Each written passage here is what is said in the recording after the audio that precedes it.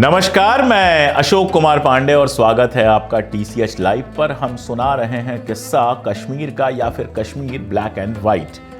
अभी तक कई सवालों के मैंने जवाब दिए, आपको कई सारी चीज़ें बताई। कश्मीर में बौद्ध धर्म के बारे में बताया, शैव धर्म के बारे में बताया, नागों के बारे में बताया, पिशाचों के बारे में बताया। अब सवाल ये है कि अगर नाग जो थे वो कश्मीर के मूल निवासी थे तो क्या कश्मीरी पंडित कश्मीर के मूल निवासी नहीं थे, जैसा दावा किया जाता है?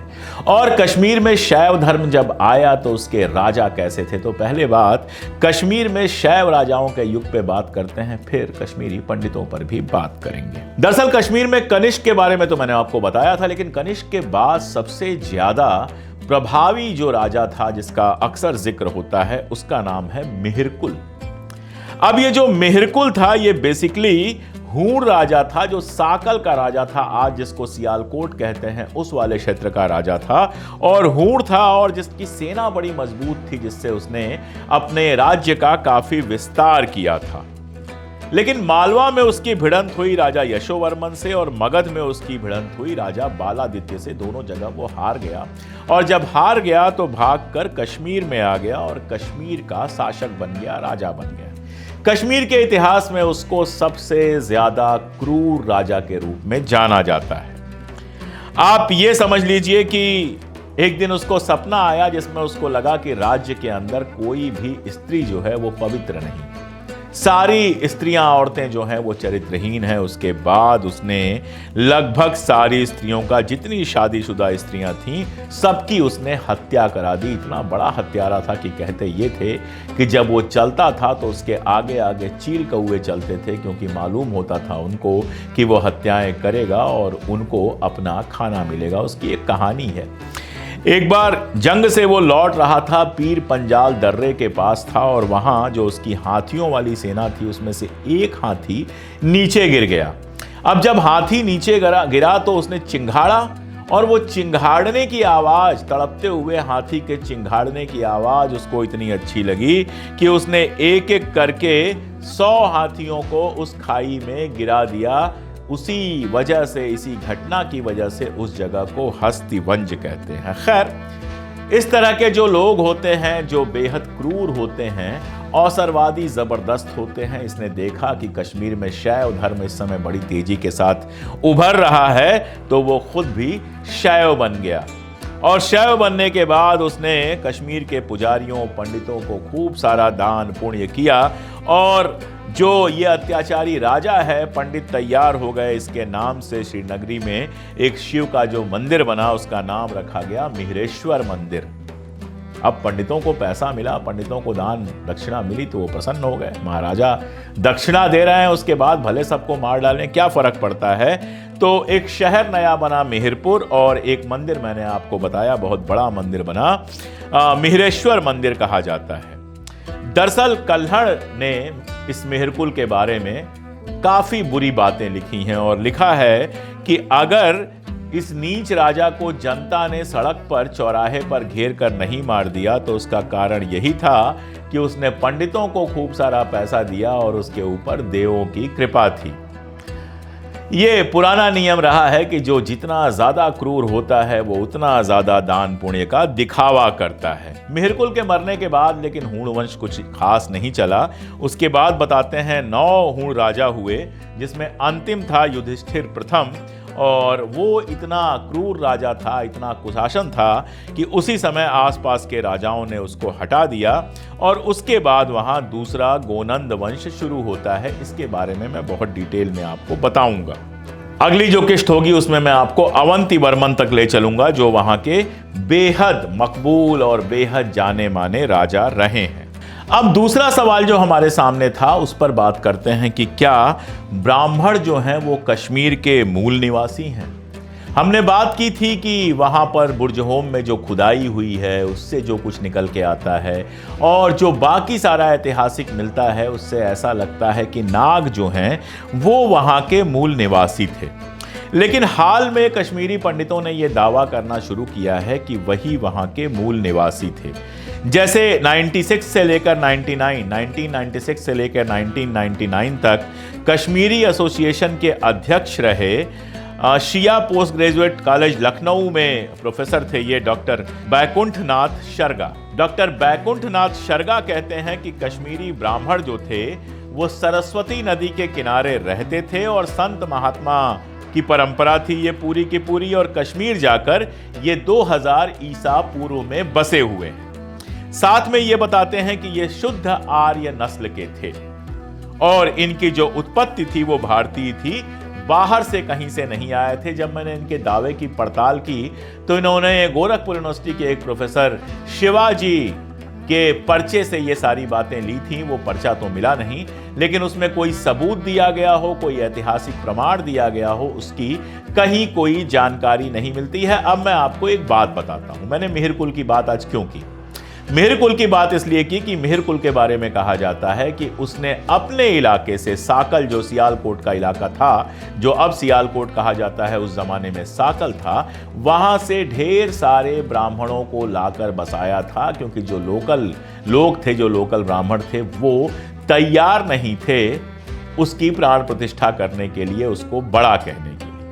इसका मतलब क्या है कि समय समय पर बाहर से बहुत सारे ब्राह्मण वहां पर आकर बसे हुए हैं। अगर आप अभिनव गुप्त की बात करिए, जिनका जिक्र मैंने पिछले एपिसोड में किया था, जो बेहद मकबूल जाने माने शैव विद्वान थे और ब्राह्मण थे जाहिर तौर पर, तो अभिनव गुप्त की एक किताब है परात्रिंशिका विवरण। इसमें उन्होंने अपने पुरखों के बारे में बताया है। वो लिखते हैं कि उनके पुरखे थे अत्रिगुप्त, और अत्रिगुप्त का जो जन्म हुआ था वो गंगा और यमुना के दोआब में स्थित अंतर्वेदी नाम की जगह पर हुआ था, जो मालवा में थी।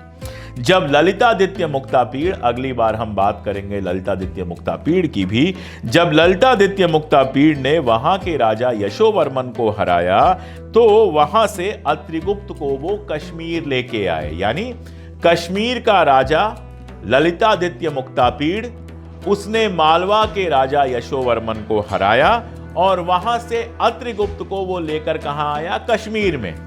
उसके बाद अत्रिगुप्त बस गए।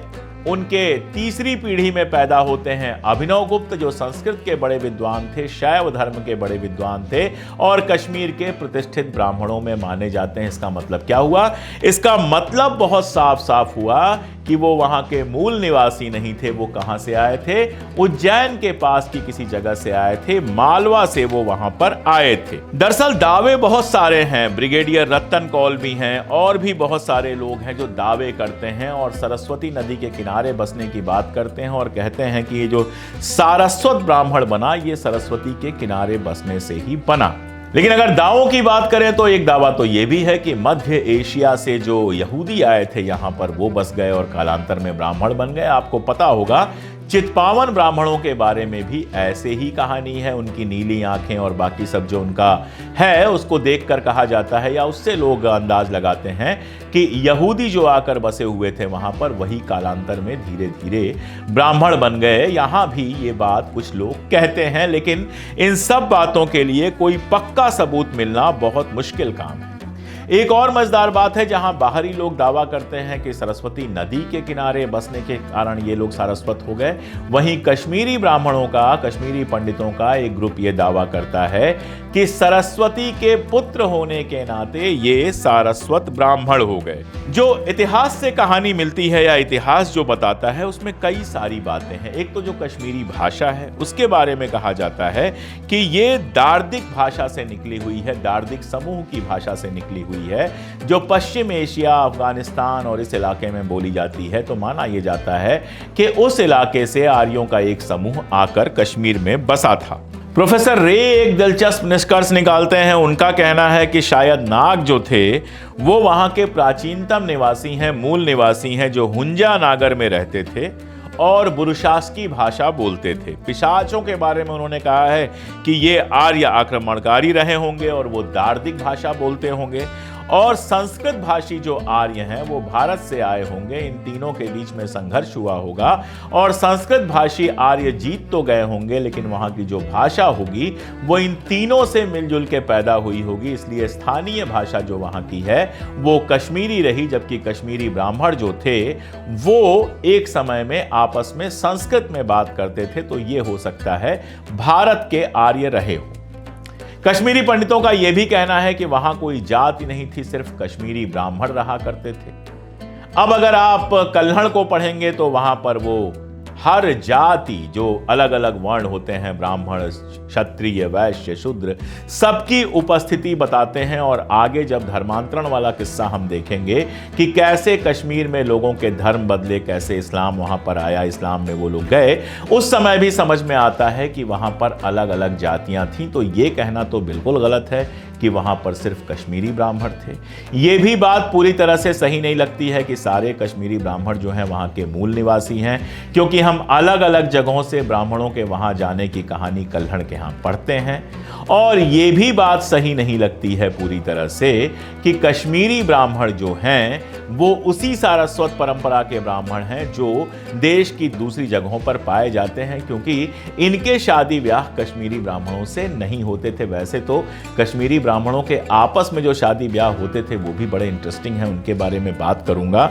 लेकिन एक बात तो कही जा सकती है कि बाहर के हिस्सों से अलग अलग समय पर ढेर सारे ब्राह्मण वहां पर बसे हैं, जिनको राजा अग्रहार दिया करते थे। इस अग्रहार को आप रियासत की तरह समझ सकते हैं या फिर जागीर की तरह समझ सकते हैं, जिसमें कई सारे गांव दिए जाते थे जिनकी मिल्कियत उनके पास थी। उनकी फसल से टैक्स लेके और बाकी सारा करके ये लोग अपना जीवन जीते थे। हालांकि उसमें कई मजेदार कहानियां भी हैं जिनका जिक्र मैं आगे करूंगा। एक और मजेदार बात है, दो श्लोक मिलते हैं, दो कहावतें मिलती हैं संस्कृत की। एक कहावत है कश्मीरम यशस्यमः तत्र अदानम भक्ष्यमः, यानी ब्राह्मण आपस में बात कर रहे हैं कि हम कश्मीर जा सकते हैं क्योंकि वहां पर भोजन जो है, खाना जो है प्रचुर मात्रा में उपलब्ध है, खूब सारा खाना आसानी से मिल जाता है। और दूसरा है यक्र द्विधा कश्यपे सुलभम, यानी कश्मीर में भोजन और वस्त्र सुलभ है।